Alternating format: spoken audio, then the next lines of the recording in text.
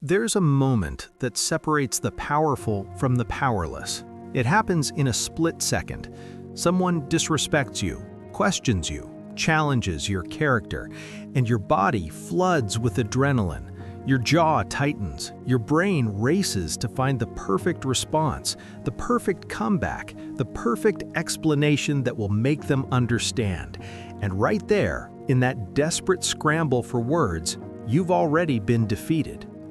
Most people think power comes from having the best argument, the cleverest response, the most airtight defense. They're wrong. Power comes from the absence of need, the absence of reaction, the absence of any signal that what was just said even registered as an attack. While everyone else is fighting in the mud, you're watching from the mountain, untouched, unbothered, unreachable. Today, I'm going to teach you something that goes against every instinct you have, something that will feel wrong at first, dangerous even. But once you understand it, you'll see the invisible game being played all around you, the game where the person who cares least wins, where the person who speaks first loses, where defending yourself is the fastest way to prove you're guilty of something, even if you're not. Machiavelli said, "Never attempt to win by force what can be won by deception." But I'll take it further. Never attempt to win by argument what can be won by silence. In the next 10 minutes, you'll learn why your words are your enemy, why attackers are testing for weakness, and the 3 levels of non-response that make you psychologically bulletproof. Let's begin. Part 1. The hierarchy test. Every insult is a test. Every accusation is a probe. When someone disrespects you, they're not actually interested in the facts. They're measuring something else entirely. Do you see yourself as above them or below them? The moment you engage, you've answered the question. You see yourself as equal or lesser. Because equals debate, superiors dismiss. Think about it. When a child says something absurd to you, "You're stupid," or "I hate you," do you defend yourself? Do you build a case? Do you explain why you're not stupid? No. You might laugh. You might ignore it. You might say, "Okay," and move on. Why? Because you don't see the child as a threat to your reality. Their opinion doesn't penetrate your frame. You are above the accusation simply by nature of the hierarchy. Now here's the uncomfortable truth. Most adults treat each other as equals. Someone at work questions your judgment, and you immediately start explaining. Someone online calls you names, and you immediately start arguing. Why? Because you've placed them on your level. You've accepted that their opinion of you matters. You've invited them into your courtroom, and once they're in, they own you. Watch how CEOs handle criticism. Watch how presidents handle protests. Watch how celebrities handle tabloids. The successful ones don't engage. They don't explain. They don't defend, not because they're guilty, but because engaging would be a demotion. It would signal that the accuser's opinion has weight, and the moment you give weight to an opinion, you've transferred power. This is the first lesson. Hierarchies are not fixed. They're negotiated in real time through micro-interactions. Every time you defend yourself, you're renegotiating downward. Every time you refuse to engage, you're reinforcing your position above. The question is not, are they right or wrong? The question is, why would I dignify this with a response? Part 2. The trap of fairness. You've been taught that everyone deserves an explanation, that if someone has a grievance, you owe them your side of the story, that fairness means hearing both perspectives. This is a beautiful lie, and it's designed to control you, because fairness assumes equality, and equality assumes you're on the same level as your accuser, but you're not. Let me be clear. I'm not talking about actual authority structures where you're accountable, your boss, the law, contracts you've signed. I'm talking about social power, the random person who questions you at a party, the family member who criticizes your choices, the stranger online who attacks your character. These people have no authority over you, but the moment you defend yourself, you grant it to them. Here's the trap. They know you've been trained to be fair. They know you've been taught to hear people out and consider all sides, so they exploit it. They make an accusation not because they want the truth, but because they want to watch you scramble. They want to see if you'll jump when they say jump, and if you do, if you start explaining and justifying and providing evidence, you've just shown them exactly how to control you in the future. Machiavelli said, "Men are so simple and so subject to present necessities that he who seeks to deceive will always find someone who will allow himself to be deceived." The deception here is that you owe anyone an explanation. You don't. Not to people who haven't earned access to your inner world, not to people whose opinion changes nothing about your reality. The powerful don't explain themselves to the powerless. They just act, and if the powerless don't like it, that's irrelevant. This sounds harsh because you've been domesticated into believing you need consensus. You don't. You need clarity. And clarity comes from knowing that most people's opinions are noise, not signal. Part 3. The 3 levels of non-response. So what do you actually do when someone attacks you? You have 3 options, and which one you choose depends on the context and the severity of the threat. Level 1. The void. This is complete non-acknowledgement. They insult you. You continue the conversation as if they didn't speak. You don't even pause. You don't change expression. You treat their words like wind.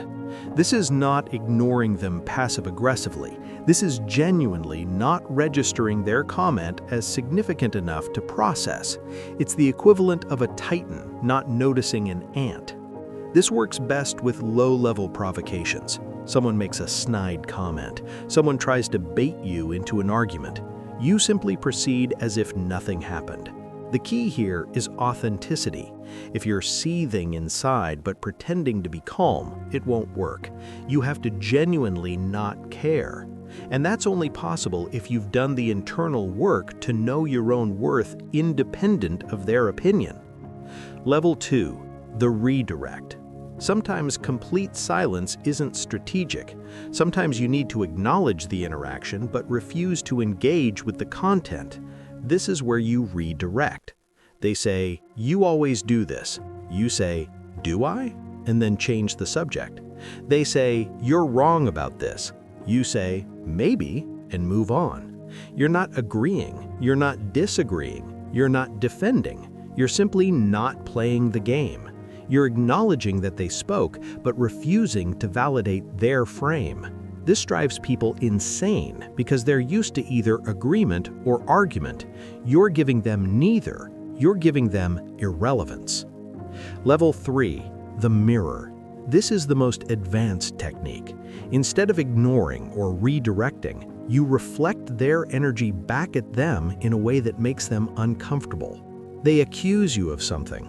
You pause. You look at them with genuine curiosity, and you say, "Why is this so important to you?" Or, "What are you hoping to get out of this conversation?" Or even, "That's an interesting thing to be focused on." Notice what you've done. You haven't defended. You've made their attack the subject of analysis. You've turned the camera around. Now they're the one under scrutiny. And most people cannot handle being examined. They deflect, they backtrack, they get defensive, and in that moment, you've won without ever addressing their original accusation. All 3 of these techniques share one principle. You refuse to accept the frame. You refuse to step into the role of defendant. You refuse to participate in a hierarchy where they are judge and you are accused. And by refusing, you collapse the entire structure of the attack. Part 4. Why this feels impossible. If you're thinking, "I could never do this," I know why. You're addicted to being understood. You genuinely believe that if people just knew your intentions, your reasoning, your context, they would approve of you, and that approval feels necessary for your survival. This is the wound. This is what needs to be healed.